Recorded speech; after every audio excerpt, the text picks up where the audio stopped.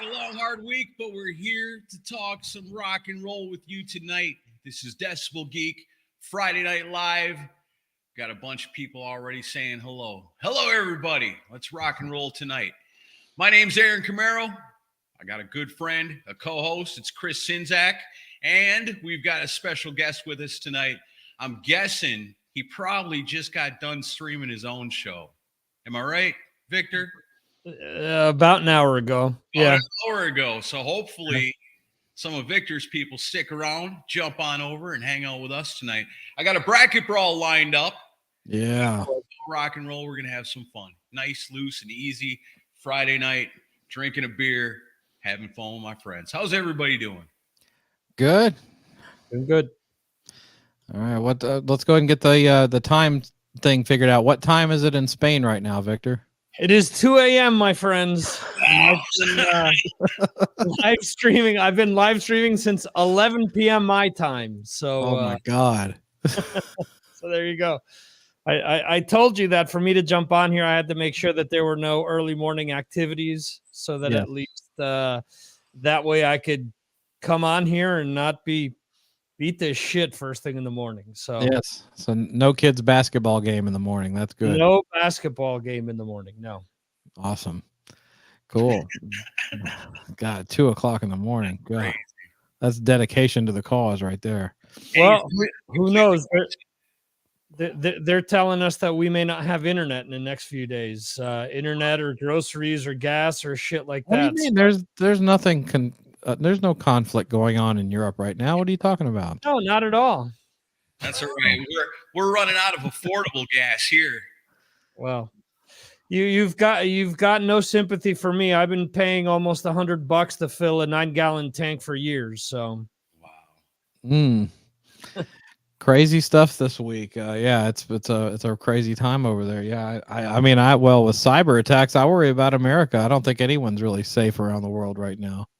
I will tell you one thing. In 1991, I had a car dealership blow up about 100 yards from my grandmother's house. I'd just gotten home like an hour before that.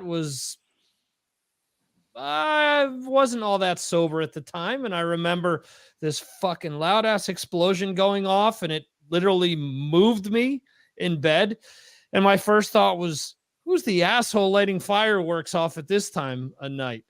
Right. I didn't think of anything. And my grandmother says the next day, she goes, they blew up such and such a place. I'm like, the hell are you talking about? She goes, look at the car dealership next door. And I went, and sure enough, they had put C4 explosives with screws in all of the French car dealerships across the north of Spain, because they'd captured the commander of a terrorist organization from Spain and France. So their retaliation was blowing up all the car dealerships. I remember going back my senior year in high school and saying this, and my history teacher saying, that will never happen on U.S. soil. Will never happen. A year later, the first bomb at the World Trade Center, and then I was lucky enough to witness 9/11. So for Dr. Schwartz, who said that will never happen on U.S. soil, you were obviously wrong. So fuck that guy. in more than one way. So, jeez. All right, well, but we're not going to get into heavy stuff tonight. We're here to talk about rock and roll and take everyone's mind off of the craziness over in the Ukraine. But hopefully, when it comes to cyber attacks and shutting stuff down, they'll look at Decibel Geek and be like, hey, this is actually pretty cool. Let's leave this one alone. You're not striving for us to be Vladimir Putin's favorite podcast, are you, Aaron? Whatever keeps us on the air. Yeah, I know.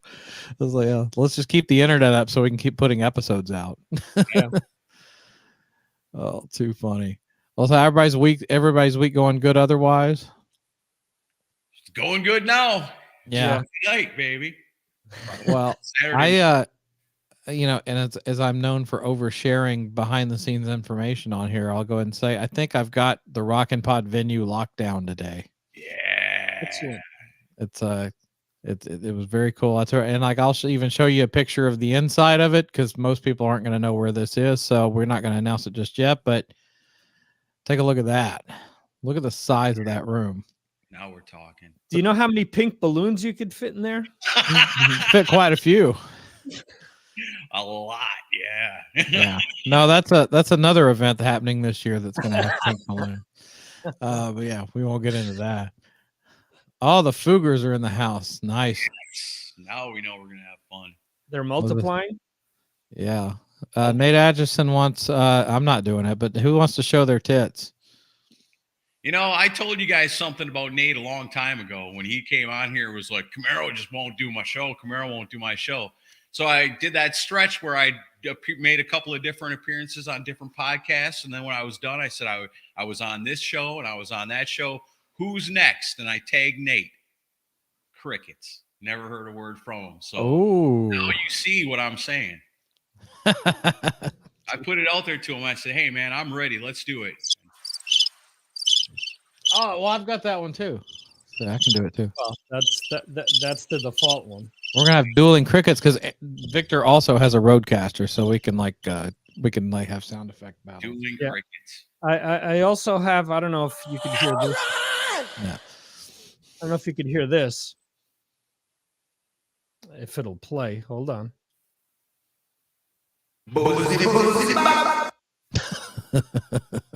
All right. So given that response, I've also got plenty of incoherent Kiss references, like I love that. Give me a new maze every day. What? It's Gene saying, "Give me a new maze every day." Yeah. We got any people tonight that are high? I got that one. Okay. Now, if anybody needs to come in tonight to have a good time, please get the fuck out! All right, then, listen. It's Paul Stanley arguing with Paul Stanley. We could almost have a conversation between. All right, now listen. Starter. Oh man, Funny. All right. Anyway, sorry. too funny. All right, so we want to do rock and roll show and tell real quick and go ahead and get that out of the way. Yeah. All right, there's a fancy graphic and everything. All So, right. Victor, you're guest of honor. What did you bring today to show off? So it's just one thing that we can show. Just as many as you. Cal Hens like fucking broke the record. I think he showed like 20 items. So as many. Walt Disney's Dumbo. Wow.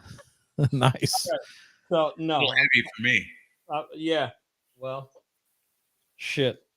Pink Elephants is pretty fucking heavy. But anyway. All right. So I picked one out specifically for Chris Czynszak. I don't know that this has ever been released officially on vinyl. So I have it on vinyl because when I worked in college radio, it was sent to us on vinyl. But I don't recall ever seeing it released on vinyl. If it has been, I'm sorry. But oh, nice. Mondo Bizarro. Wow. yes. That's cool. All right. So there's that. I picked out a few things. Wow. All right. So I know that there are some Black Sabbath fans out here. This is a Black Sabbath greatest hits that was only released in Europe. It was never released in the States. And this has every era of the band. Oh, nice. So you have stuff from obviously Ozzy, Dio, Ian Gillan, and Tony. Ice-T. and you have Tony Martin, and you have Glenn Hughes. Ice-T. So- Got anything from Forbidden on there? No, it didn't get that laid into there, but hey, don't knock Forbidden, man. There's some good shit on there. Okay. Oh, so you want to debate this with me? No, I don't want to debate The Forbidden. track Kiss of Death, if that track with those lyrics were sung by either Ozzy or Dio, would be considered one of the most classic songs by Black Sabbath. I have to go back and listen to that one again. I don't know. Listen to the song, listen to the lyrics. Okay. And I mean, this is the grand finale here. This is number 209 of 1500. But this is Dio Tornado Tour box set. Is that actually signed? That's actually signed by Ronnie James Dio. Nice. That's cool. So Yeah, we'll leave it at that. All right, Mr. Camaro, what do you got? Although, point out what you got behind you, because I mean, we were talking about before we went on air. Nothing that good. Well, yeah, but I mean, that trick or treat poster behind you is fucking badass. Yeah, I got a couple. I thought I'd That's set a cool. little something up behind me for a little ambiance tonight. I got the trick or treat movie VHS release. This would have been the poster that they sent to the video stores when the wow. video cassette came out. And years ago, I was walking around with my friend Jason Hummerding. We were too young to drive, and we found a rummage sale. And so we went in and checked it out, and they had some posters in there, and he got to them before I did and found it. I don't remember if I didn't have enough money or what the deal was, but he got it and I didn't. And it hung in his room forever. And I always looked at that thing and was like, you son of a gun. You know, that poster could have been mine so easy. And coveted it for years. And then not too long ago, I got a letter in the mail from him, a little package, and it had the poster in it. I thought that was pretty awesome. So I stuck it in a frame. It's one of my favorite things. And then I got the Ugly Kid Joe over on this side. Yeah. And that was a gift to me That's from cool. Metal Mike. But I picked up some music this week too. I ain't got nothing fancy like Victor, but I did get King Gizzard. King Gizzard and the Lizard Wizard CD at the music store I got this from. There was this young rock dude working at the counter, and he was like, man, that's my jam. He liked that stuff. I thought it was pretty cool. Now I've only got like 53 more to go to complete the collection. No shit. This year. This year, yeah. I was going to say that they've released like 15 albums on 15 different labels this year. Yeah, They're they prolific. keep them coming. Then I picked up this Paul McCartney 3. Nice. Thought I'd Okay. check that out. I don't know what Paul McCartney's like nowadays too much. I don't know if I'm going to dig it. I know I like the Beatles, you know, and I like a lot of Paul McCartney solo stuff. So You like the Wing stuff, right? yeah, I like Wings. Yeah, I got some good stuff. I've been I got a few Wings albums too, CDs recently. So I've been kind of taking a dive on some of that old Paul McCartney, and I'm digging it, a lot of it. This one I picked up on the recommendation of Chris Sinzak. No, you didn't. Yeah. He was telling me how awesome it is, and it's the best Ted Nugent album. And You must have. his you're- favorite song on here is "I Love My Barbecue." Yeah. Yeah, right there. You definitely misheard what I said, but okay. He's just taking the bits and pieces that he wants to from the conversation. Is that it? Yeah, right. So recently, if you didn't know, we appeared on the Cobras and Fire show because it's March Badness coming up, and so what we do every year is they put together a tournament and we take turns drafting bad albums, and that was one of Chris's picks. And I saw it; it was like $3. $3 too much. I laughed when I saw it. I was like, "Oh, that's the one Chris was talking about." He nominated one of the worst albums in rock history. It is. It sucks. I gotta check it out. So I grabbed that. And then lastly, this one we talked about once before, and I'd like to thank the people that recommended it. Oh, handful of good. rain by I've been Sabotage. carrying this with me in the car. This album came out in '94. Mm-hmm. It's awesome. This is the first Sabotage album that I've ever listened to. Nobody ever talked to me about them when I was a kid. Oh, Nate Atchison, he's gonna get it. Now I'm gonna have to refuse to do the show after Yeah, that. Nate's a fucking Tiffany fan, so don't take much stock in that. Sure. Yeah. At least we can beat Debbie Gibson. Yeah. Whatever. But so I picked that up, and the listeners, the people that tune in on the show on Friday nights were like talking about Sabotage and how we should check it out. And that album is something else, man. It's got little tinges like Dio in it, and it's got like some of it reminds me honestly of Dawn of the Rising a little bit. Really? Rising's a new band, but I don't know. I mean, Ray Coon's on here. I don't know if that guy listens to Sabotage or not, but I hear elements of that. It may be coincidental, but there's some proggy stuff on there, sort of, but it's all pretty heavy. The guitar tone is all killer on it. It's Alex Skolnick on guitar. Yeah, the lyrics and stuff are all really good. Yeah. It's not Chris Caffery.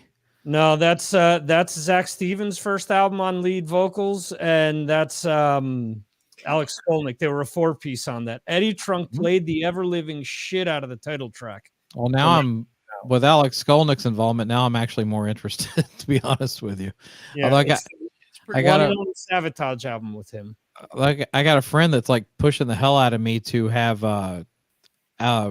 Chris Caffery be at Rockin' Pod next year, saying that he would be a good guest for us. I know nothing about Sabotage. The times I've tried to listen to him just hasn't done anything for me, but I'll give that a shot.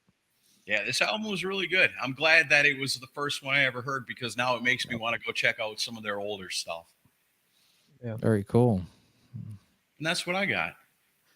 All right. I've just got, oh yeah, Ray Coon, totally listened to it. Love it. Okay. So that maybe they're an influence on Dawn of the Rise, or even subconsciously, maybe they are. Yeah.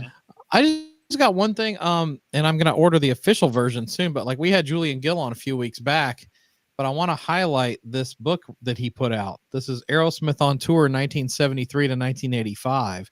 And now this is a galley copy that he sent me. It was like a review copy that they sent out to press, but look how big this thing is. It's huge. I mean, it's like every tour date from the beginning till 85. Wow. And it's got like old pictures of flyers and stuff. And the early stuff is really interesting to hear. Like Tyler was like compared to Mick Jagger so much. It's not even funny. Yeah. And then like they also spelled Aerosmith's name wrong constantly through like the first 2 years of the band.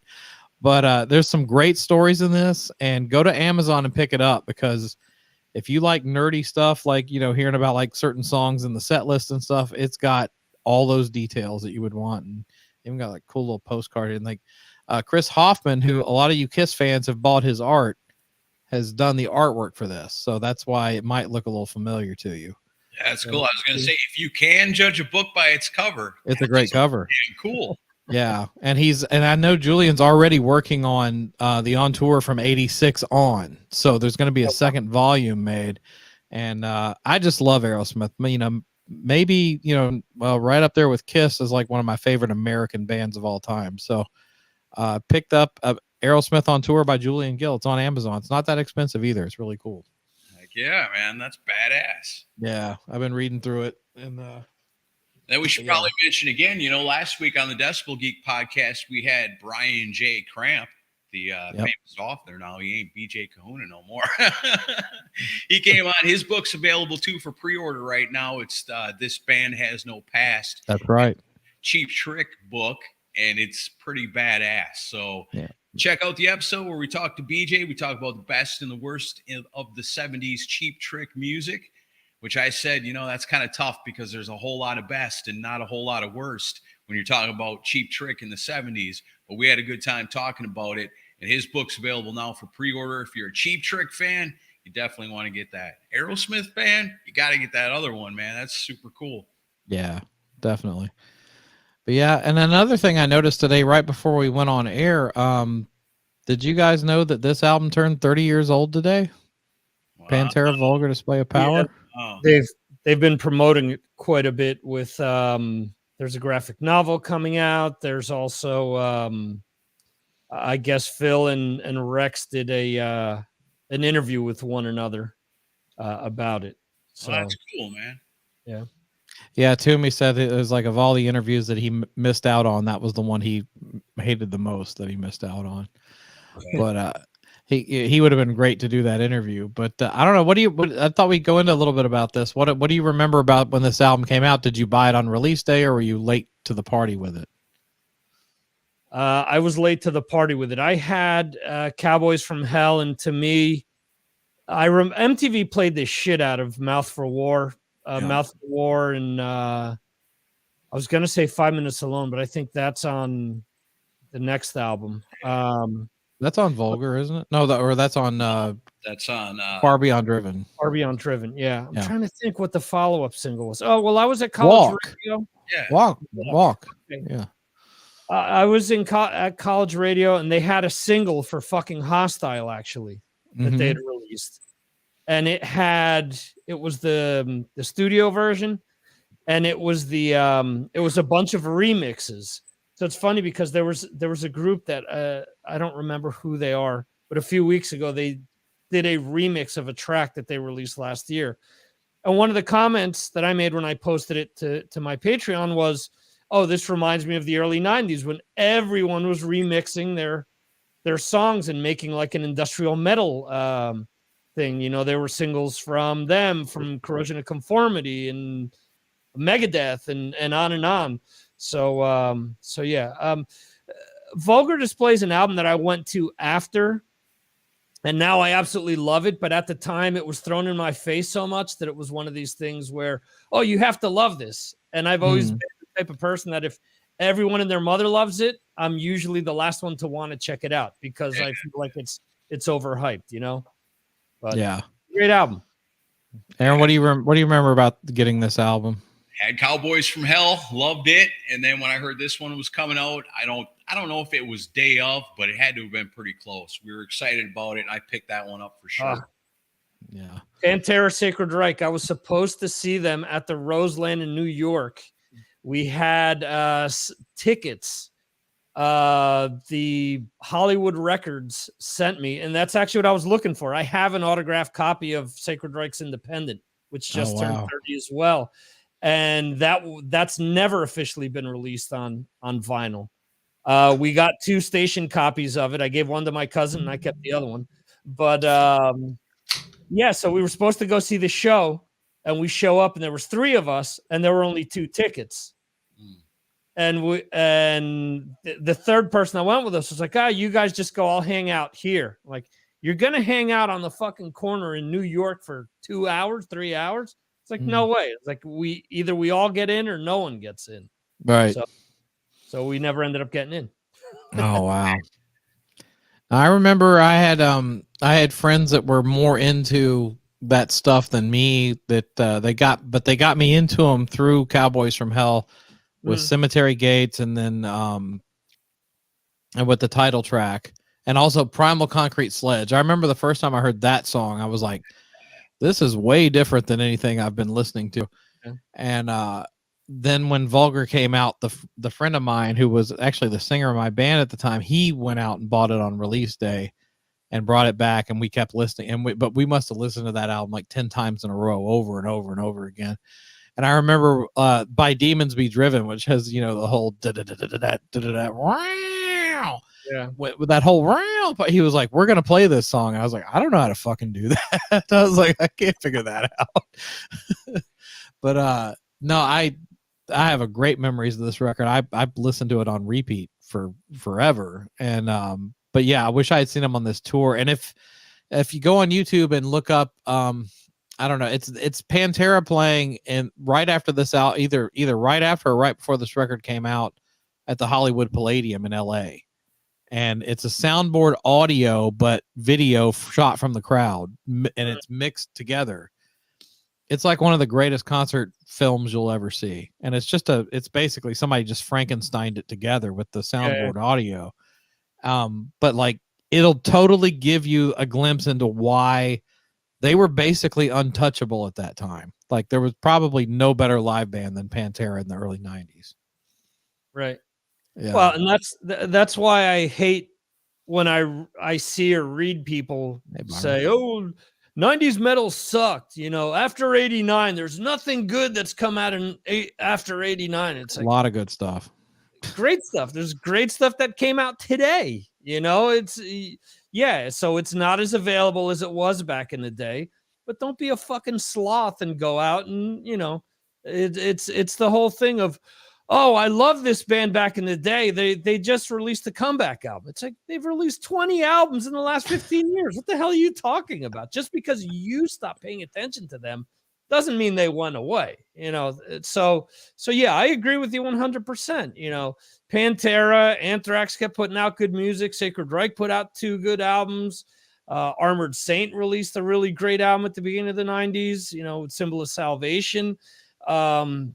Testament continued to get heavier throughout the decade. Overkill released, you know, I could keep going and going and going. There's a lot of really good 90s metal. Oh, yeah. But yeah, so it wasn't pushed the way that other stuff was. And there were other elements that came in. Sure, there was, you know, the heavier side of Seattle that took over with a lot of like metal stations, but there's still some good shit there. So yeah. I find it very odd that we're having this conversation because when I put Bracket Brawl together, I don't usually or ever tell anybody what we're doing, and it's always a surprise when we start. But this is really kind of weird because tonight's Bracket Brawl is best thrash metal albums of the early 90s. There you go. I'm sitting here listening to you guys talk, and I'm like, man, how did they know? We didn't. That's osmosis. That is Awesome. yeah. For real. Too funny. I remember when Far Beyond Driven came out, we were having band practice at my the other guitar player in the band at his parents' house, and we had like a basement. We like built a stage and everything. Like we were really all into it. And then but we had certain friends that would just come over basically to listen to us play metal and get high with us. So these two friends show up, and I'll never forget them coming down this driveway on a hill, and they're blasting Far Beyond Driven. This is on release day, and it was the song 13 Steps to Nowhere with the big drum intro that Vinnie Paul does. And I was like, what the fuck is that? He's like, that's the new Pantera. And I didn't even know it was coming out. And we basically baked out their car. Like we smoked like 3 joints in a row and listened to Pantera. And it was like band practice was over. We didn't care because Pantera's got a new record out. I'll never forget that. Awesome. Yeah. So Pantera will come up again a little bit later on in the show. Oh, Brandon Fields is joining us tonight from Minefield. Thank you, sir. Good to see you. But yeah, so Victor, I want to give you a plug. With Victor does these cool things like you guys like when Aaron does Beat the Geek with me doing trivia questions. Victor's doing a cool trivia thing every Tuesday on Twitch now. Can you tell people about that?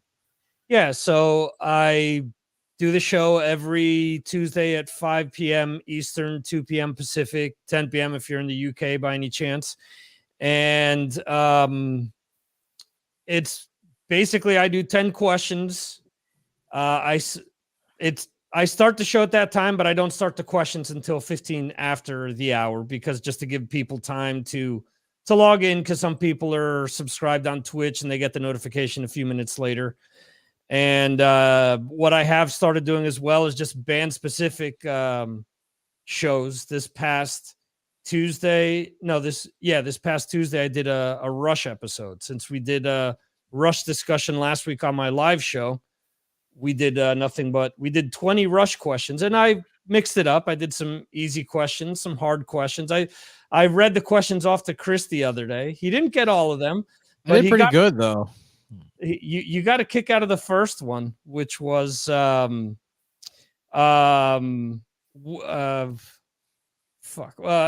it was what's the name of Rush's self-titled debut album?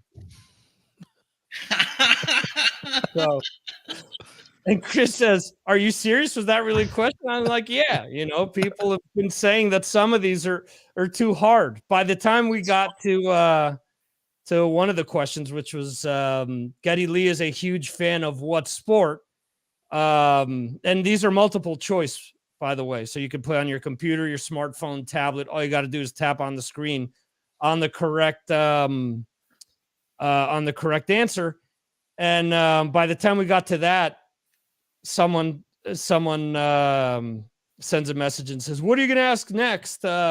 What leg did Neil put his socks on first," or something like that? It was the left one. I know that. No, yeah. And then the other one was he mentions, okay, so what kind of motorcycle did Neil ride from show to show? I go, that one I actually know. It was a BMW Enduro. And the only reason I know that is because my brother has a similar bike. So there you go. That's all. You're not the minority in this crowd, Brandon. I know Aaron and I both love the first record. Yeah. So I don't. Yeah. John Rutsey came up in two questions, and actually, I mentioned this to Chris the other day. One of my running gags being that the first few weeks that I started doing this, I figured that I had to shoehorn Blue Saraceno in every week because questions with Blue Saraceno were throwing people off. So one of the questions was was who was the drummer on the first album, and one of the options was Blue Saraceno. So there you go. And now it's time for the Blue Saraceno round, everybody. There you go.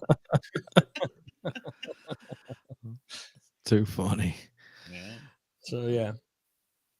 He was awesome on that Poison album. Yeah. Crack a Smile is a good record for sure. All right. Well, what do we want? Do we want to just go into bracket brawl? What do we want to do? Yeah, I got it sitting right here. You guys already guessed what the subject matter is today. All right. 90s thrash. Let's do it. Let me do the fancy intro with the sound effects and everything. Are we ready? Here we go. 1, 2, 3. Boom. There's the big sound effects. Wow. Swear that wasn't us. Hey, All I had paid a lot of money to do that. Come on. I almost blew out my eardrums. Thrash metal bands in the 90s. Bands that were thrash metal, released albums in the 90s. I got 16 spots, so I couldn't get them all. I did my best. I know there's some I missed, and some should probably be on here. But we're going to go with what I got. There's even a couple of bands that are in here twice. So it could come down to the same band, 2 different albums, possibly. We'll see how it goes. All so right. it's an album battle more than a band battle. It is an album battle, 100%. All right. So we're going to have the 3 of us to vote, but we're also going to take the time to let the people that are hanging out with us get their votes in so we can look at what they're saying and make our votes accordingly. All right. So the first matchup in the 90s thrash metal battle is Megadeth, Rust in Peace, versus Anthrax, Persistence of Time. It's Okay. a pretty good battle for the very first matchup, I think. I know my pick already. Aaron is trying to get me into some deep shit already, right off the bat. Yeah, it's going to be tougher and tougher as we go. So what do the people think? I know what I think. I know which album I love the best out of both. Oh, do we want to do our picks first and then get into the listener vote? Because all right, I'm gonna say Rust in Peace. I don't think you can touch that record. Yeah, I'm gonna have to agree with you on there. I love Persistence of Time. It's not my favorite Anthrax album. No, but I'm not a big fan of it. Be my favorite Megadeth album. Oh yeah, pretty close, I'd say, if not. All right, so, I'm also gonna vote Rust in Peace. Victor, Vic, you can go to the people and see what they're saying, and see if now the people have the chance to influence Victor. All right. Well, the reason I said that you were going to get me in some shit right off the bat, and I wish I had a clock ticking, and one of my show and tells could have been one of many singles off of Persistence of Time. Persistence of Time is my favorite Joey Belladonna album with Anthrax, bar none. really? Okay. Yes. Not even close. Pretty awesome. And I've listened to it a lot more than I have Rust in Peace. So I am going, and I know that it is in the minority here, as I'm seeing that everyone is more or less going with Megadeth. Mostly Megadeth. Because I like swimming upstream, I'm going to say Persistence of Time. Okay, but Megadeth wins the battle. That's right. You're outvoted, Victor. Rust in Peace goes on to the second round. Oh, cool. That's the drummer from Classic 78. Yeah, that's true. I love that band. All right, second matchup in the first round. This should be interesting.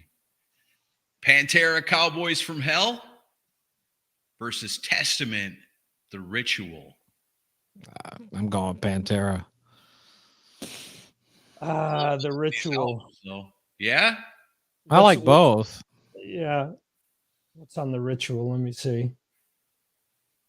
Oh, okay. No, Cowboys for me. Yeah. Aaron? I definitely got to go Cowboys from Hell. I love Testament. Maybe some of their stuff a little bit before this was my stuff, I think. But It's Pantera all the way. yeah. For me, it's after. For me, it's after The Ritual is where I really got into them. I love The Ritual, but I got low. into them on the low record. That was the one I got into them on. Yeah. And Pantera, much to what you said before, I was lucky to grow up in an area where we had WSOU that played metal almost all the time. And remember that Headbangers Ball had played all the tracks that you mentioned, Chris. So Cemetery Gates, Cowboys from Hell, Psycho Holiday. Yeah. And then I remember SOU playing Domination. And once I heard Domination, I was like, yep. It's one of my all-time favorite songs. Yeah. And what sucks is they'd only play the latter half of the song, and I love the first half. Oh, you got to play the whole thing where it goes into that fucking time change. That's the greatest part of the song. Yeah. And then they like Pantera even fucked that up live after the record came out. They started doing Domination, the fast part, and then they would go into Hollow. They wouldn't even go into the breakdown part on Domination. Used to irritate the hell, and they did it on Live 101 Proof too. Used to annoy the hell out of me. All right, so Cowboys from Hell looks like for It's the clear winner. 99.9%. I see a couple in there for There's Testament. a few Testament fans in there. That's the album that got me into Testament, was that one. So that's one of my favorites, but you just can't mess with Cowboys from Hell. All right, the next matchup, two of my favorite thrash metal bands, one of the most popular ones in the entire world. First off, we got Overkill with Horoscope versus Metallica, the Black Album. Oh, man. I can tell you, I love all Overkill albums. I do too. And this album by Metallica was a huge part of my childhood because it came out in 91. And I mean, geez, that was right in my early high school years. So it was like the biggest thing in the world. Metallica, Guns N' Roses, was the biggest things, followed shortly behind by Crew. Yeah. But as much as I love Overkill, I mean, it's hard to mess with the Black Album, man. It's pretty killer. Everybody loves it for a reason. I love Overkill Horoscope. It's a great record, but come on, putting it up against the Black Album, which is like one of the landmark metal albums ever, maybe the one. Yeah, it's the biggest of all time. I mean, yeah, I'm sick of a lot of the songs as much as the rest of you are, but I'm not going to be stupid here. I'm going to pick the Black Album. Right? Yeah. I mean, it truly is the album that made Metallica into a household name. Yeah. I see a lot of good votes for Overkill, though, but I see a lot more for Metallica. Well, I want to get Victor's vote in real quick. Yeah, I would go with the Black Album as well. I love Overkill, but Horoscope isn't one of my favorite albums, although it is great. But the Metallica album is just such a landmark album, and like you said, you can be sick of the album, but just realize the sheer magnitude of that, what it did for the genre, because there was a before and after that album. Growing up in the New York area, you never heard anything remotely hard rock or metal. Maybe Living After Midnight, maybe Breaking the Law every now and then, but the Black Album came out and you started hearing Metallica, Iron Maiden, Kiss. So that kicked the door open for a lot of other hard rock and metal bands that previously were not weren't accepted on these stations. Yeah. So, it kind of opened, in my opinion, it opened up the floodgates for a lot of other things. And Adam NC is saying, "Come on, root for the underdog." That's not the issue here. If you have to take away your bias over being sick of hearing Nothing Else Matters and The Unforgiven. Yeah. Song for song, there's still Metallica's Black Album still buries that album. I'm sorry. I mean, because you got songs on there like of Wolf and Man, and there's some great stuff on that album. It's Holier Than Now. Yeah, the songs I love the best are the ones that get talked about the least. Yeah. Yeah, absolutely. Of Wolf and Man and Through the Never, the two that I play all the time. That's great. Through the Never rules. Love that song. Yeah. See, I think people get burned out on that. Next time, you might want to pull out the Black Album and listen to it in its entirety. You're like, oh, yeah, Enter Sandman. Ooh, yeah, look at that. That's some good stuff deep down on that album. All right, so the Black Album's good to advance, but I'm proud to see the support for Overkill. I like to see that. All right, the next matchup, I've got the Suicidal Tendencies with the Art of Rebellion. And this one came down to it where there was like 5 or 6 bands that could have got this spot. So I just kind of picked one. MOD, Rhythm of Fear. I had one last spot to fill, so I thought I'd better go with the best looking singer. So I went with MOD. Billy Milano, he's a handsome dude. Billy Milano? Yeah. Yeah. He's a real looker. Or maybe I just wanted to finally see Suicidal Tendencies advance in one of these tournaments. Well, yeah, I mean, you have to go with Suicidal Tendencies on this one. That was, man, that album is so good. So good. And I think that was probably, I mean, they're most known for the Institutionalized song. You know, that came out on their first album. Yeah. They made a little bit of resurgence with this one. You know, they actually got some airplay on Headbangers Ball and stuff. And I had a Suicidal Tendencies album when I was younger. It was How Will I Laugh Tomorrow, When I Can't Even Smile Today. And so I listened to that when I was young, but then never really followed Suicidal Tendencies that much until that album came out. And then I was like, oh yeah, Suicidal Tendencies. And then listened to that, was like, holy shit. And then I fell in love and went back and listened to everything they ever came out with after that, you know. And that's one of my favorite bands of all time, man. I love Suicidal. And I like the way that they kind of can go back and forth between being a thrash band and being a hard rock band and having some like hard edge funk mixed into some of their stuff. It's really cool, man. I love Suicidal Tendencies. So yeah, 100% ST. All right, Victor. I had this on cassette right around the time that it came out. I absolutely love the Art of Rebellion. And one of the reasons why I gravitated towards it, again, WSOU played the shit out of Suicidal all the time. But when this album came out, there was a huge backlash because there were acoustic guitars, which a lot of people said, you know, what the hell is Suicidal doing with acoustic guitars? But much to what Aaron said, they were never, you know, people that followed fads or anything else. They always did what they wanted to. And I have to go with Suicidal, Art of Rebellion. Absolutely. Yeah, it's pretty much a clean sweep. Yeah. Might actually be my kid's first show is Suicidal and Bad Religion. We're debating whether to go in May or not, but I've seen them plenty of times live. And Suicidal and Bad Religion are touring together? Yeah, here in Europe they are. That's an interesting bill. Yeah. That's pretty cool. You know, and nothing against MOD, but I don't think that was one of their stronger albums. There's always a funny band. I love SOD. Yeah, I like that stuff. I'm Speaking not of the really that familiar with that album. So, on to the other side of the tournament. We got Slayer, Seasons in the Abyss versus Body Count's self-titled debut. You can't deny, if you've ever listened to that Body Count album, it's pretty fucking killer.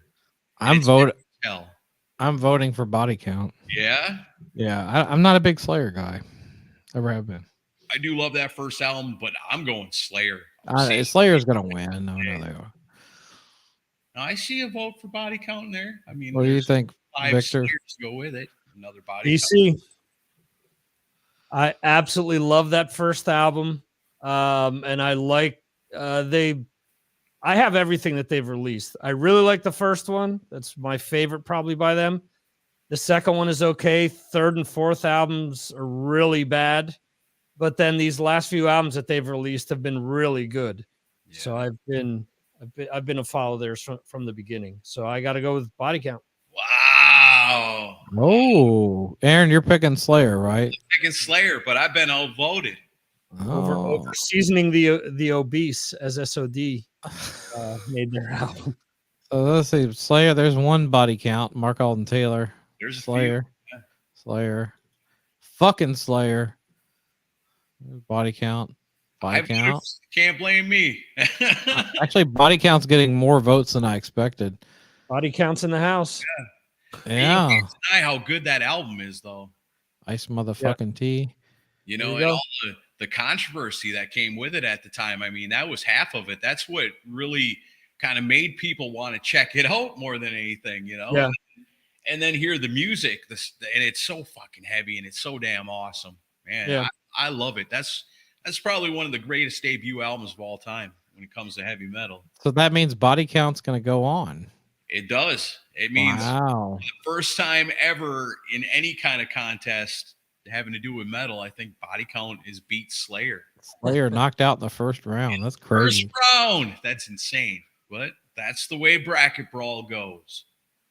All right. So Toomey is not happy right now. I bet Toomey loves Body Count. Yeah, but I know he loves Slayer more. I don't know. And Baco is not happy right now either. No? No. Well, out of both bands, I've only been able to interview Ernie C. And I got to ask him Black Sabbath questions. Nice. Nice. All right. Next matchup. They're back. It's Pantera, Vulgar Display of Power, versus Sepultura, Chaos AD. If it was just about any other album going against Sepultura, I would go with Sepultura, but Vulgar, it's a fucking classic. I'm going with that. Yeah, Vulgar for me as well. Yeah. Man, that's a tough pick. I really love both them albums a lot. When I want to jam, when I want to bang my head a little bit, when I want to speed my car a little, I go to a lot of these bands that are on this list, man. That Chaos AD is freaking killer. And Sepultura is something I just got into. I don't know. I didn't listen to a lot of Sepultura when I was younger, but as I got older and wiser, I started jamming on a lot of Sepultura, especially that early stuff. Yeah. Chaos AD is fucking killer. It's a great album. Great record. Yeah. But I mean, we're talking about Vulgar Display of Power here, and you can't mess with that. We talked about it earlier in this evening about how awesome that album is. There ain't no denying it. I also go with Vulgar. All right. So we got Sepultura, Pantera.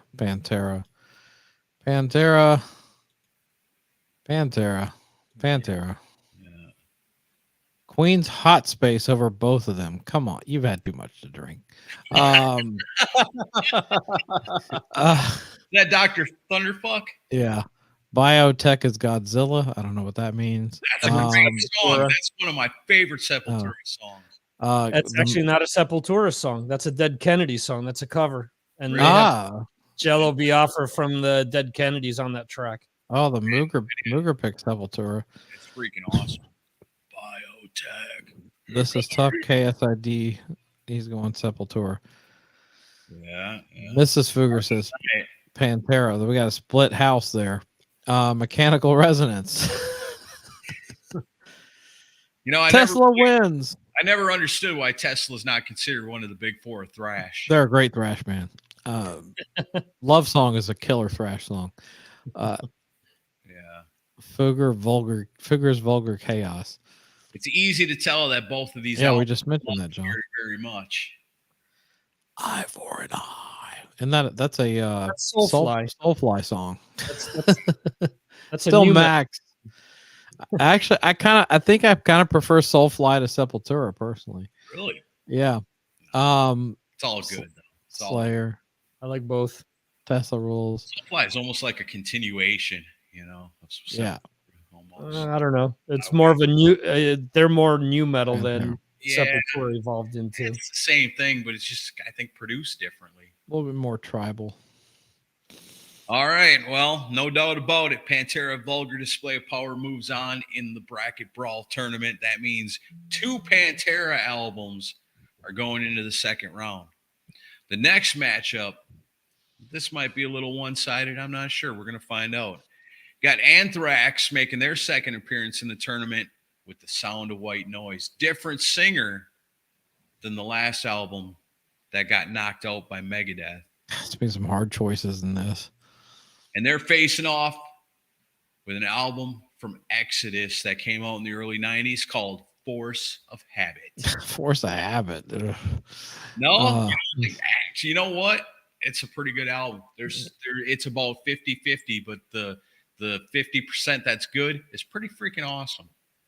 It's got like 3 or 4 good songs. That's about it. But Anthrax Has- has got an entire album full of amazing songs with no bad ones on it. So Sound of White Noise is an amazing record. I'm totally going with that one. yeah, the Exodus album, the one that has the Stones cover for "Bitch" on it. Is it? Yeah, that is that one, isn't it? Yeah. Okay. So that's the one that I won't say it. I already That's the said- one Butler wrote a song on that one. We know. and he plays bass on it. Yeah. Yes. Although the song he wrote is probably one of my favorite songs on the record, if that means anything. I always wondered if they cut. Never mind. I'm gonna get myself in some deep shit here.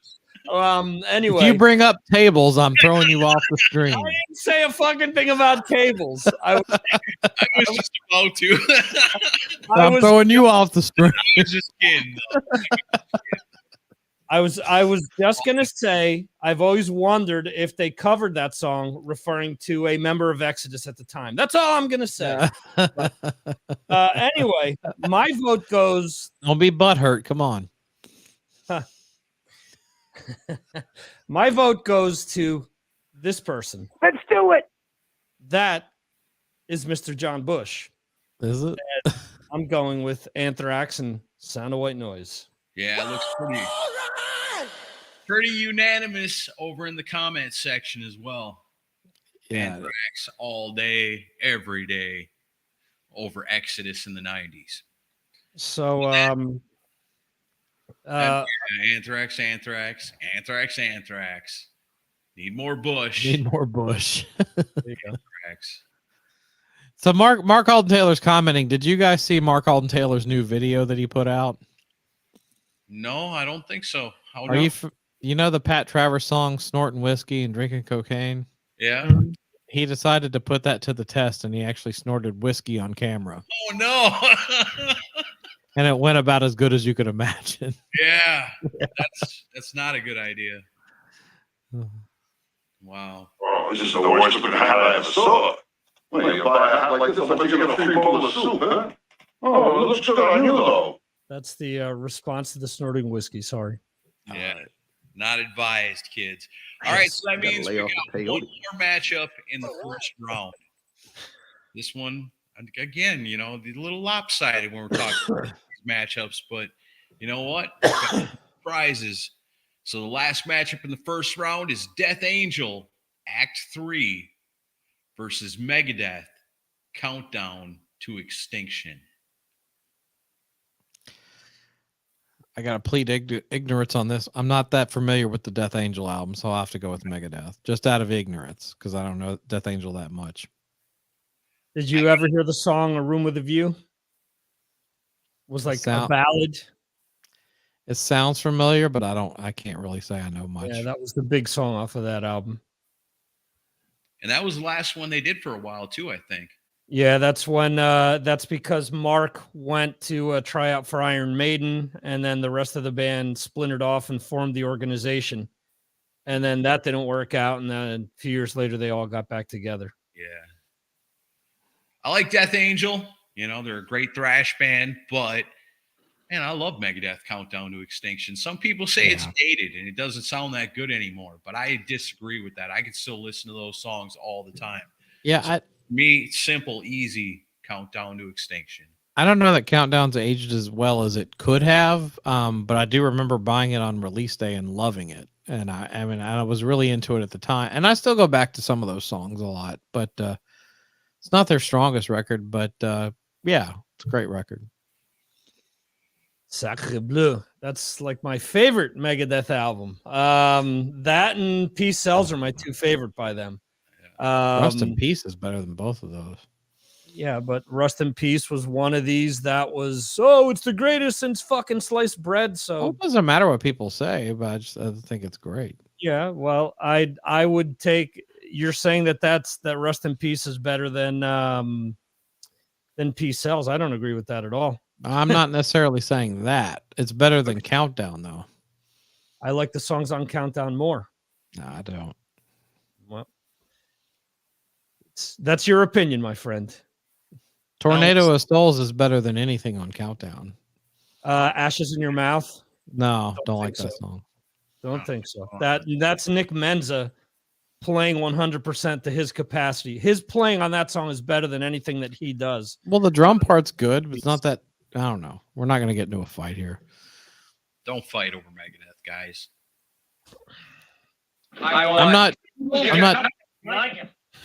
I'm not drunk enough to get into a Def Leppard versus Bon Jovi argument with you over this. Yeah. Who did you argue with about that?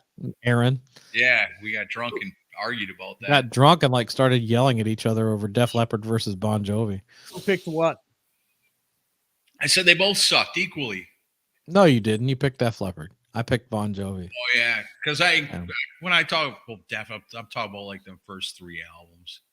Well, That wasn't the argument though. It was about like who had the better full-on career overall. Yeah, and Bon Jovi sucks, so And Def Leppard doesn't. they So only suck. Chris is going with Bounce and that shitty country album that they. Hey, there's released. good songs on Bounce. What are you talking about?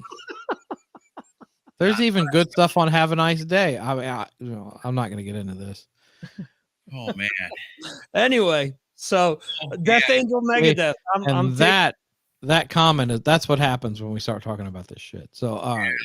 Leave it to these two, man. We're talking about thrash metal in the 90s, and they're talking about Def Leppard and Bon Jovi country bounce albums. This is the shit I do to people. I always stray them down the wrong path, so I apologize. Thanks a lot. Making us feel like it's 3 a.m. Well, 2 minutes to 3 a.m. So there you go. All right, so let's move into the second round because Megadeth moves on. So we got 2 Pantera albums out there. We got 2 Megadeth albums out there. So the first matchup in the second round is going to eliminate one of them. We got Rust in Peace versus Cowboys from Hell. Damn, I hate you for this. Yeah. This is where it starts getting real tricky. I got to think about this one for a second. This is a total coin flip for me. I think I'll go first this time. I'm going with Cowboys from Hell. Yeah. Love both of these albums a lot. But if you're going song for song, I think Cowboys has got more good songs on it than Rust in Peace, but it's close. I'll go with Cowboys from Hell. I hate to though, but yeah. What are the people saying? I see a little bit of both. Def Leppard. No. Hey, this is Rex Brown from Kill Devil Hill. You're listening to Mars Attacks. All right, plug your show somewhere else. He brings his own. Yeah, he brings his own plugs. Cowboys. I don't know. It's kind of split. It's a little bit of both. So, Victor, what are you going with? The ignoramus I just played, Rex Brown. You're Cowboys. going with Pantera. Okay. All right. Cowboys from Hell makes it to the semifinals. All right, up next, we got Metallica's Black Album versus Suicidal Tendencies, The Art of Rebellion. I'm going last on this one. It's pretty tough, man. You know, the Black Album is legendary and revered. But man, I love The Art of Rebellion. That's such a great album, too. I love the Art of Rebellion, but again, Of Wolf and Man and Through the Never, there's nothing on that speaks to me as much as those 2 songs. So Don't tread on me or fucking wherever I may roam. You gotta go. Metallica, come on.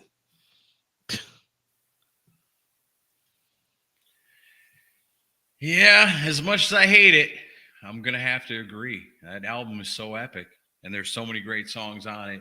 Suicidal is amazing, but you're talking album for album.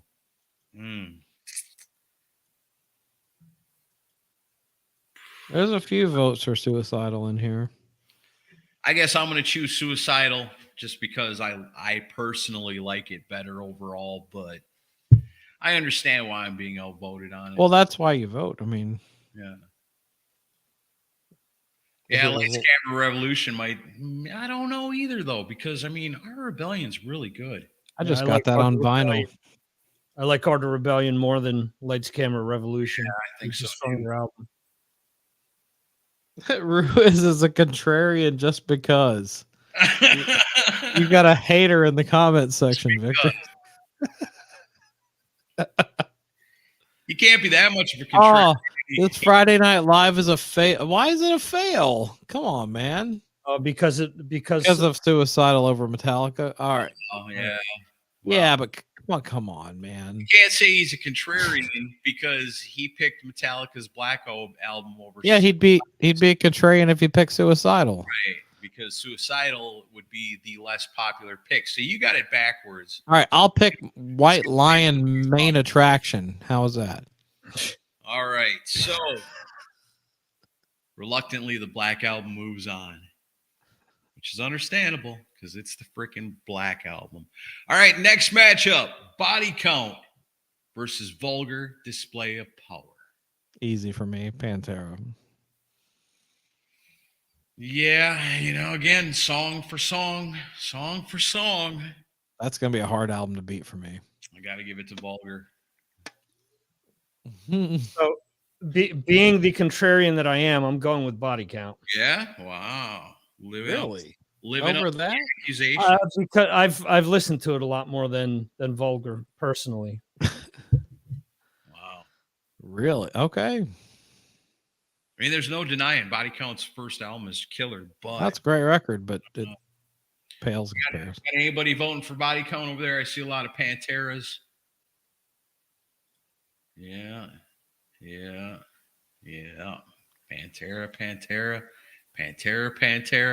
Mike Tramp. Pantera. All right, so we got 2 Pantera albums moving into the semifinals. Mike Tramp has some good solo records. That's funny. He does though.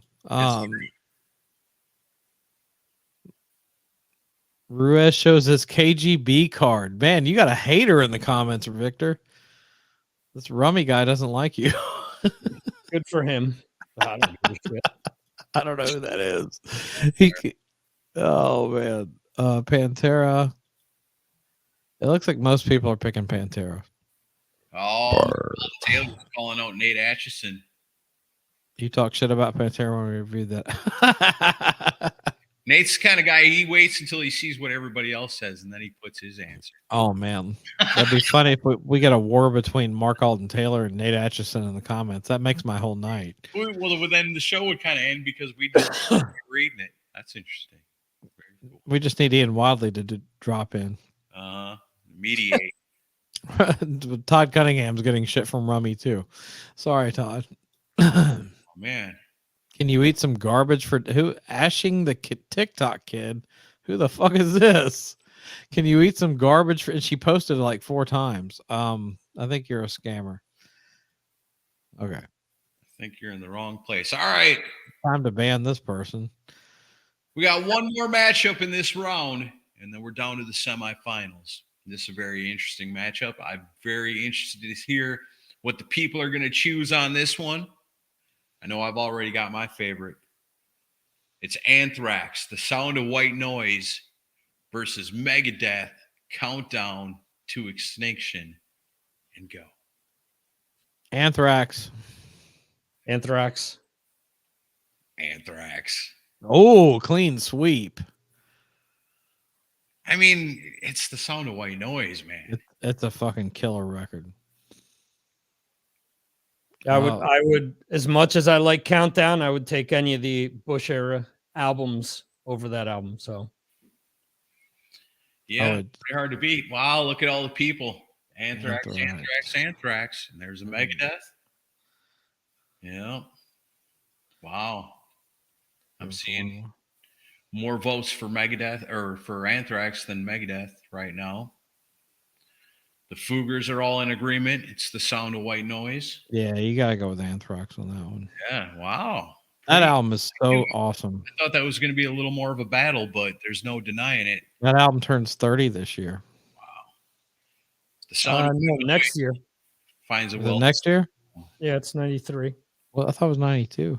August is 93. Okay. 92 is 91 is persistence, but it's 93 Okay. definitely. So panel for Rockin' Pod. All right. That's Just saying. correct. That'd be awesome. All right, so here we are down to the semifinals. There's 4 albums remaining. First matchup. These are 2 heavy hitters right here. We got Cowboys from Hell by Pantera versus Metallica with the Black Album. Cowboys versus the Black Album. Put it to the people. What do they think? Mm. Everybody's contemplating. Well, we got to vote first. I mean, before we start revealing that. So I think I'm going to go with Cowboys from Hell. Yeah. but I'm going to be a wuss. Victor, what do you got? Sure, throw me to the lines first. Looks pretty even in the comments. We'll talk about the comments in a minute. We got to vote first. It's the I'll official between go, the 3 of us. Black Album. All right. So, Chris, So do you want to look at what the people are saying? Maybe they can sway you. No, I'm going to go off my personal opinion.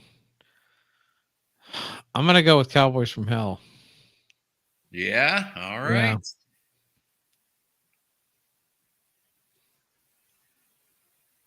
Yeah. Nate, TBD. We're working on something. Todd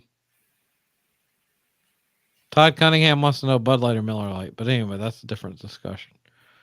All right, so I picked Pantera. We got Black Album, 1-1,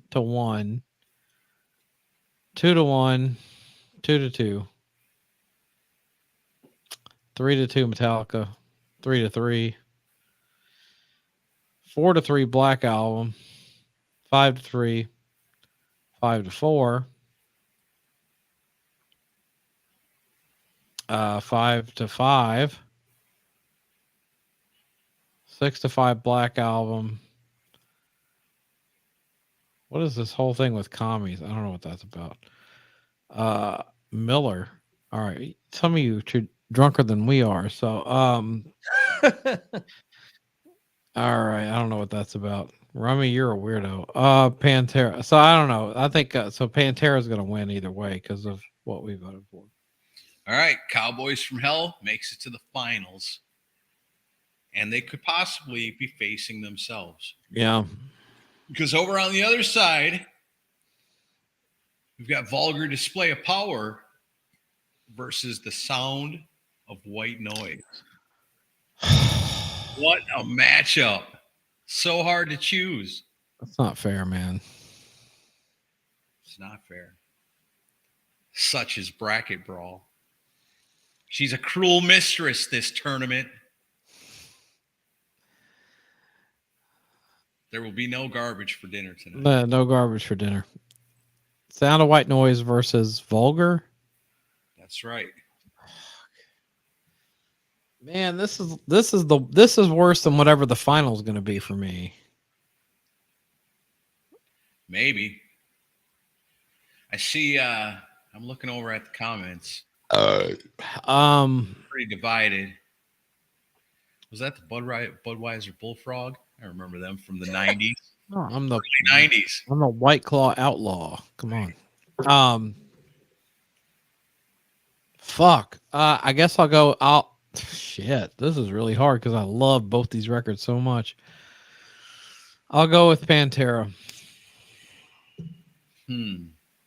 But it's very hard. You know what? I love them both, but man, that Anthrax album's special. There's something really good about that.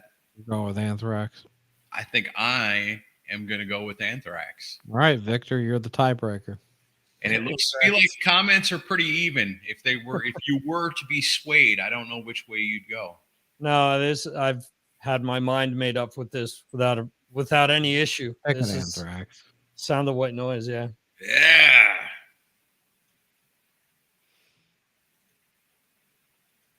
Well. I was going to play one of my many John Bush IDs, but I don't want to people to claim that I'm trying to plug my own show here. No, but Victor's done some really awesome interviews with John Bush. Yeah. So here it is. Look what it's come to. Cowboys from Hell versus the Sound of White Noise in the finals of this bracket brawl to decide the best thrash metal album of the early 90s. It's come down to this: Pantera, Cowboys from Hell versus Anthrax, Sound of White Noise. You know, both these bands had it pretty good in the early 90s because they got 2 albums that are in this tournament apiece. So if you're talking about the early 90s and thrash metal, man, Anthrax and Pantera, they were on top of it. This is like the hardest choice ever.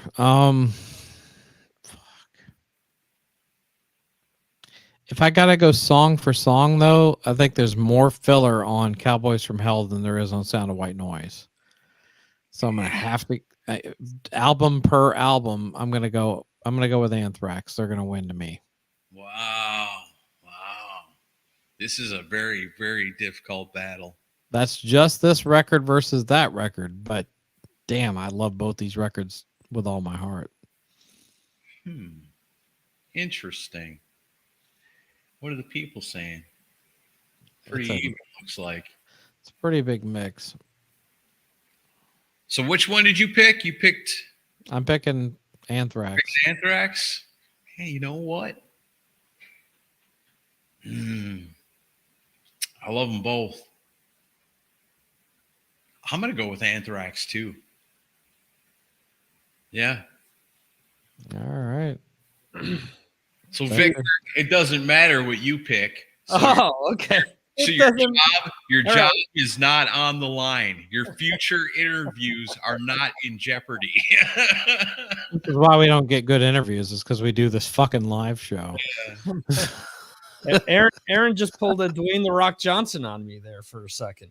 It doesn't matter what. It doesn't matter what you think. So, I'm just saying, you're free to pick whatever you want without fear of consequence. No, it's Sound of White Noise all the way. Wow. Nice. We're unanimous on this. That's going to piss people off. So, the champion album. Wow. Sound of White Noise. In the early 90s, the winner on tonight's bracket brawl, decided by all of us, is Anthrax, the Sound of White Noise. Hell yeah. And according to Rummy, that means we're all commies. Do we look like we're invading Ukraine? No. We're live streaming on Decibel Geek TV. JJ thinks Fear of the Dark. I don't know if that fits his thrash metal so much, although it does have its moments.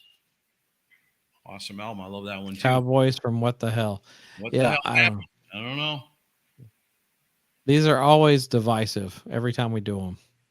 And you know what? In a week from now, we could probably do the same tournament, and it'll be different.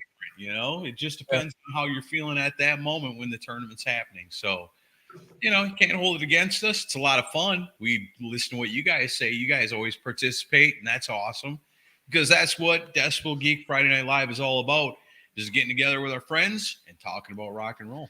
That's the way we like it. Well, you know, one thing I remember about Sound of White Noise, like I remember when Black Lodge got released as a single, and you know that song is just kind of a dirgy, dark ballad, you know. And when it came, it got, I don't know about wherever you guys were growing up, but in Nashville it got a lot of airplay. Like I heard it quite a bit on the rock radio station, and I was playing in a band, had a girlfriend, and I was out late a lot at night, and like late at night that song would get played a lot, and I remember thinking. Because, like, I mean, I grew up with Anthrax. I remember State of Euphoria. I remember Persistence of Time. I remember all that stuff. And I remember thinking, like, it's so bizarre that Anthrax is getting heavy airplay over this ballady, dark song. And, you know, because I know they don't look back on those years very fondly because they didn't view it as the big breakthrough that they wanted. But I remember Sound of White Noise between Only and Black Lodge, I mean, having quite a bit of impact at the time, at least on the local radio here. I remember the CD single for Black Lodge because it had a cover of Thin Lizzy's Cowboy song Yep. on there, And it Love had Her a All I Can. and it had a cover of Kiss, Love Her All I Can, which I always thought was pretty cool. Rocked That's up the first. that song. That's the first time I heard Cowboy Song by Thin Lizzy was on the B side of the cassette tape. Yeah, Yep. me too. I have the CD single in the next room. Yeah. Pretty awesome. But I loved what they were doing then. I wish that it had blown up like they probably hoped it would, because I think they would have put out some even greater stuff. But I know as we've talked with Victor before, the John Bush era of Anthrax is so underrated. There's so much great stuff in that period. Well, imagine if the label would have actually been behind them, had Elektra have actually been behind them. Mhm.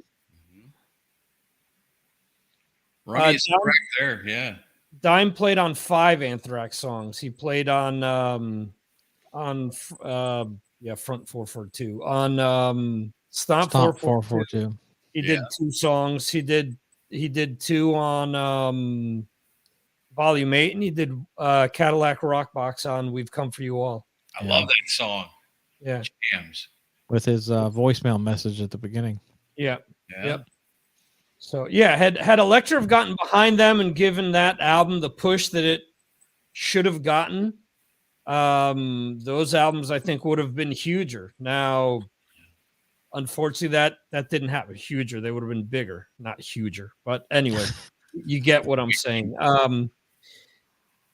They had good music. They made a lot of bad business decisions at the time, and that's why, it went the way that it did with them. Right, because if you think about it, at that same time, Metallica is taking the step into superstardom with the Black Album, and Anthrax is coming out with the Sound of White Noise, which is in a lot of ways just as good, if not better, as we found out here in the tournament, than the Black Album. Why didn't Anthrax get that push? Was the difference between the record companies, one taking Metallica and going, we're putting this shit on the moon, and the other one with Anthrax going, well, we'll push it a little bit. We'll get you on MTV. Same company though. They were both on Elektra, and that's one of those things, hey, we're Metallica. You're going to push us, not other thrash bands as much. Well, I'll tell you around here. One of the biggest interviews that I would love to pull off for Decibel Geek would be a dual interview with Bob Krasnow and Sylvia Rohn. And Bob Krasnow was the outgoing president of Elektra in the early 90s, and Sylvia Rohn is who replaced him. Now, Bob was big into the rock stuff and like very supportive of Motley and Anthrax and a lot of these bands. And then Sylvia Rohn came in and hated all of them. Yeah. Like, didn't want to push Motley, certainly didn't want to push Anthrax. And just because it would be interesting to hear their takes on why they felt that way. Elektra in the early 90s was a really interesting time because there was big changeover going on. Yeah. But let's look at it in hindsight. Definitely Motley Crue and Metallica were huge. I'm not going to say that that Anthrax was as big as them. But what did Elektra do after that was big? Outside of Metallica fucking carrying the label for then on, and then Metallica after Saint Anger, they own their entire catalog now. So I mean it's No, Cecil, Anthrax was on Megaforce early on, and then they were on Island. But we're talking about Motley. No, but yeah, you guys are both right. What happened is Sound of White Noise was their first album on Elektra. Right. They signed a huge deal, and that's kind of this sore spot with Joey is that they kicked him out before he saw any of that money. That's right. And then that deal, which was supposed to be for X amount of albums, Sylvia came in and kicked them out right after the first album. So yeah, the whole thing behind the Motley 94 thing, like they had good momentum, but then like by the time she came on as president, they were like, no, fuck them, we're not going to support them, and it hurt them a lot. And like, I hate to say it, but just having a great album really doesn't mean that. At least in those days, it didn't mean as much. It was more like if you got the promotional push you needed. Right. You know? Yeah, absolutely. And the Metallica album was probably so big by the time that happened that she couldn't do shit about it. I mean, regardless whether you like any of the stuff that came out after that or not, I mean, the band was still outselling probably anyone else on that label and the majority of the bands that were out there. So, for sure. You know, do you kick your biggest act off of your label because you don't like their style of music? No. Not if you want to stay in business. Yeah, No. Exactly. I mean, if Barry Manilow wants to pay my mortgage, I'll hang out with him all day if he wants to. Well, that's the thing. You got there comes a point where you have to push aside, you know, what you like with what's gonna, you know, continue to heat the house. And that in that place, you know, do you kick, you know, do you kick all these bands off of your label just because you don't like them and they've been the big money maker? I mean, I would have understood if Elektra was, let's say, Warrant situation, where Warrant always complains about going up to Sony and then seeing Alice in Chains, it was Dirt. Or Faith, it was Dirt. Okay, that was the #1 album in the country. Yep. Alice in Chains was huge. So with their argument, I get why they were upset. They had just recorded their best album, probably, with Dog Eat Dog. But you're up against, you know, a landslide album in one of the greatest bands that has come out in the last 30 years, basically. So it's kind of a different thing. Where Elektra was, let's get rid of Motley Crue, let's get rid of Anthrax, and let's bring in, I've no idea what they brought in, you know, Arrested Development. I mean, what? Well, it's the same thing. If you got a band that, you know, has sold 1 million records and has some demands and has a little power, and you don't like that, then it's just like, well, let's not push these bands. We'll just create new ones or go find new ones. Now, the new bands, they're going to come in for scratch, whatever you're going to give them. Yeah. Right. They just want to get in the studio and record albums. So you basically, as a record industry even, could say, okay, these bands are all huge now. You know, you could go down the line with the Great Whites, the Rats, the Warrants, all the way down and say, okay, now these ones have demands and they want more money. So put them down, we create something new, and that becomes a hit. Now we don't have to worry about paying these guys anything until the contract re-ups if they make it big. Yeah. Right. Well, that's exactly what happened. Like it was like double dipping, because it was like, well, if you create a new scene, then those bands are going to be more desperate to get a record deal than the Motleys and the Rats that have been around for the whole time. And that was when you saw the whole sea change with the record industry, and then add on top streaming that comes in, and you know, Napster and everything. Then it's like, well, we don't have to pay people shit because music's worthless now. You know, not to take it on a negative note, but that it was just a big domino thing that happened after that point. So apparently she signed a lot of, from what I'm looking at the roster, there's a lot of hip hop, there's a lot of alternative rock, and there's some electronica. Yeah.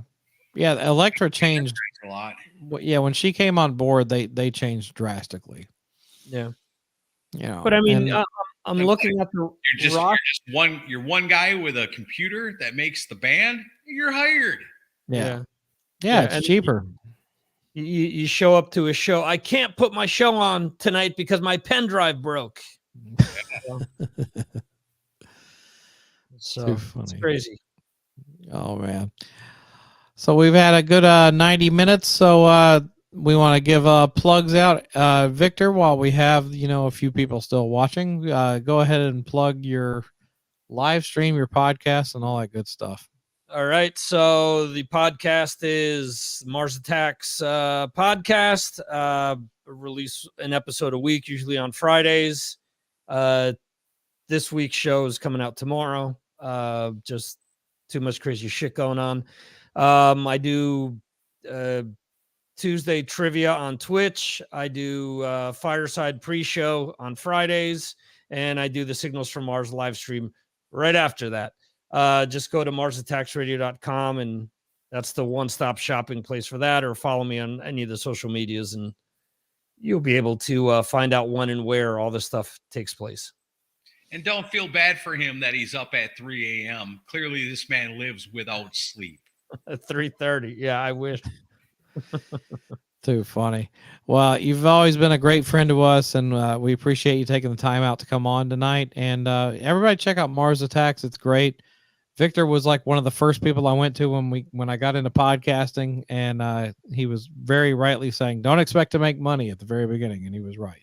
But anyway, it was a lot of. It's been a lot of fun. At the very end. Yeah.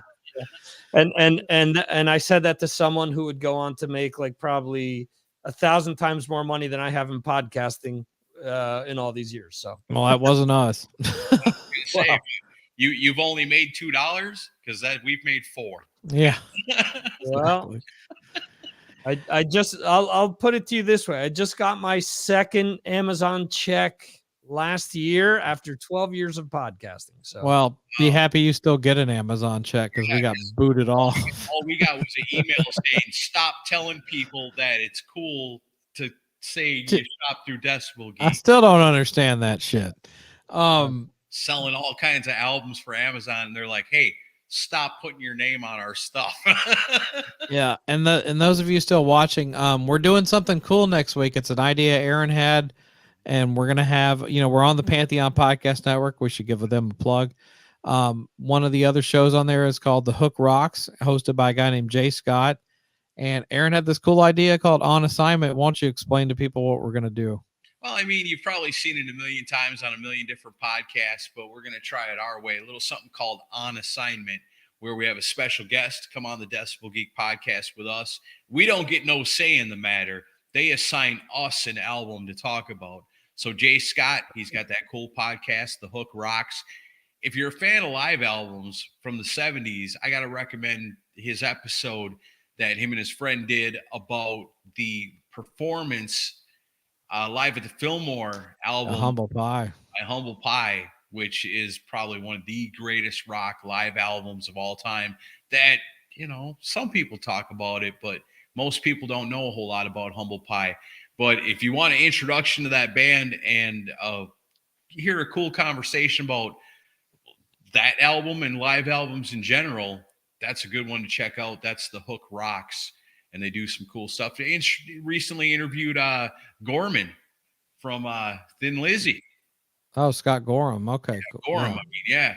And so, a lot of cool stuff going on over there. So he is going to assign us an album, no matter what it is, within reason, and we're going to review it on the show. So it may be something we've never heard before, might be something we love, might be something we hate. And then we got to tell this guy, man, this album you picked really sucks. Hoping it don't come down to that. That's the chance you take on Decibel Geek On Assignment. So we're getting assigned an album. We're going to find out what it is. We're going to talk all about it. That's going to be next week's episode.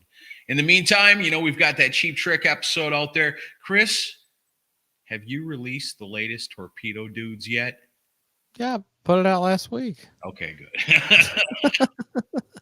There's a new Torpedo Dudes episode. If you're a Decibel Geek VIP on Patreon, you get some extra content.